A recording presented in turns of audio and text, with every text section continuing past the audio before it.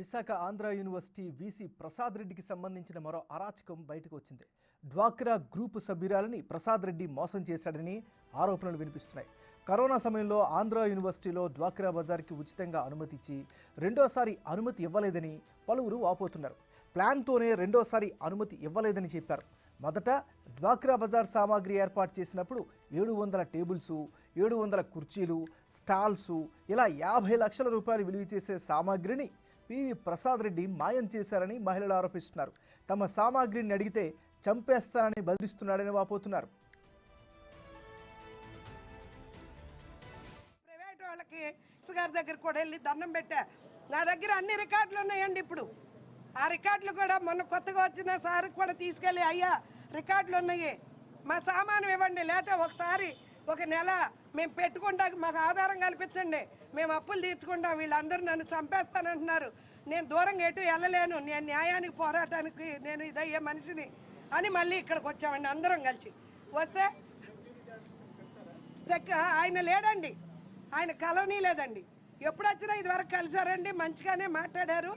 తర్వాత ఈ ప్రైవేట్ వాళ్ళకి ఎప్పుడైతే కట్టబెట్టారో మమ్మల్ని ఎక్కడికి దాపుల్లో రావద్దని చెప్పి బెదిరించి అనేక రకాల సామానం కూడా తీసుకోవటానికి లేక ఆ రోజున మేము ఆగిపోయి మళ్ళీ రెన్యూల్ చేసుకుంటామనే ఆశతో మేము సామాను డబ్బులు లేక వర్కర్స్కి అన్నం లేక కలెక్టర్ గారికి కూడా 10 రోజులు తిరిగానండి. అయ్యా మాకు అన్నం లేదు, తగ్గిపోయింది, మాకు ఇప్పించండి, వేరే ప్రైవేట్ వాళ్ళకి ఇస్తున్నారు అని అంటే, మీరు అక్కడే ప్రసాద్ రెడ్డి ఆయన కలవండి అమ్మ, వైస్ ఛాన్సలర్ గారిని కలవండి, పర్మిషన్ అయితే నేను ఇస్తానని ఎస్పీ గారును కలెక్టర్ గారు చెప్పారండి.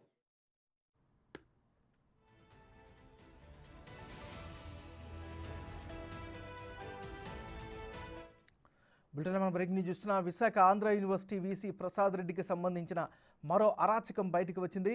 డ్వాక్రా గ్రూపు సభ్యురాలని ప్రసాద్ రెడ్డి మోసం చేశాడని ఆరోపణలు వినిపిస్తున్నాయి.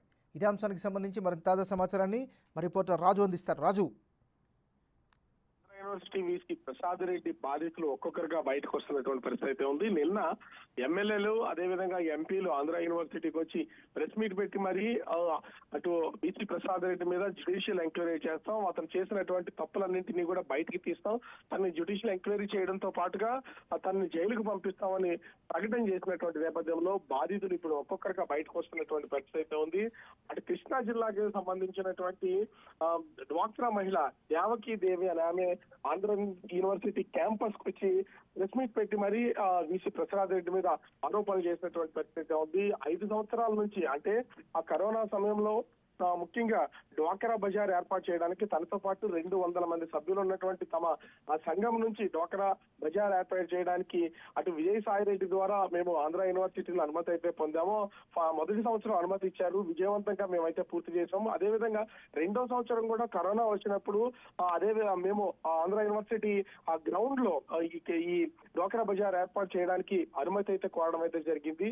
అయితే మా మొదటి సంవత్సరం అనుమతి ఇచ్చినటువంటి ప్రసాద్ రెడ్డి 2వ సంవత్సరం కూడా అనుమతి ఇస్తామని చెప్పి ముందు బాగు చేసుకోమని చెప్పారు.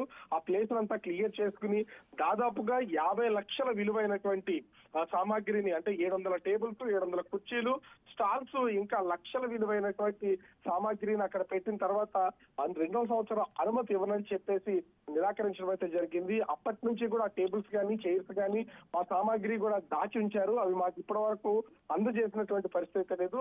మానసికంగా ఇంతకాలం నేను 5 ఏళ్లుగా కుంగిపోతూ వచ్చాను, నాకు ఎవరో సాయపడినటువంటి పరిస్థితి లేదు, నాకు ఈ మారినటువంటి ప్రభుత్వం సాయం చేయాలి. గతంలో కూడా మేము వ్యక్తిగతంగా ఏ ఒక్కరం కాదు, డ్వాక్రా మహిళలు, అది ఏ ప్రభుత్వం ఉన్నా కూడా డ్వాక్రా మహిళలకి సాయం చేస్తూ ఉంటారు. దానికోసమే ఆంధ్ర యూనివర్సిటీ క్యాంపస్ లో ఈ డ్వాక్రా బజార్ ను 200 సభ్యులతో 200 స్టాల్స్ అయితే ఏర్పాటు చేసే ప్రయత్నం చేశాను. ఇప్పుడు కూడా దాదాపుగా నష్టపోయినటువంటి 50 లక్షల రూపాయలు సామాగ్రి అంతా కూడా ఇప్పుడు వీసీ ప్రసాద్ రెడ్డి దగ్గరే ఉంది. అతను ఎక్కడ దాచి ఉంచాడనేది తెలీదు. ప్రభుత్వం ఇతని మీద చర్యలు చేపట్టేటప్పుడు మేము నష్టపోయినటువంటి నష్టపరిహారాన్ని కూడా చెల్లించే విధంగా చర్యలు తీసుకోవాలని ఆ మహిళ దేవకీదేవి కోరినటువంటి పరిస్థితి ఉంది. అంటే ఈ స్థాయి ఆరోపణలతో ఒక్కొక్కరు బయటకు వస్తున్నారు. మరి ఇంతేనా, ఇంకా ఎంతమంది వీసీ ప్రసాద్ రెడ్డికి సంబంధించినటువంటి బాధితులు ఉన్నారా, వాళ్ళు ఎంతమంది బయటకు వచ్చి ఈ విధమైన ఆరోపణలు చేస్తారనేది మాత్రం వేచి చూడాలి. మొత్తానికైతే చివరికి యూనివర్సిటీ క్యాంపస్ లో ఉన్నటువంటి ఉద్యోగులు, అదేవిధంగా స్కాలర్స్, విద్యార్థులనే కాదు, చివరికి డ్వాక్రాకి సంబంధించిన చెందినటువంటి మహిళలను కూడా మోసం చేసి వాళ్ళకి సంబంధించినటువంటి సామాగ్రిని దాచివేశారు, తీవ్రమైనటువంటి నష్టానికి మానసిక క్షోభకు గురి చేశారని ఆరోపణలు చేసినటువంటి పరిస్థితి అయితే కనిపిస్తోంది ఏమన్నా. Thank you Raju.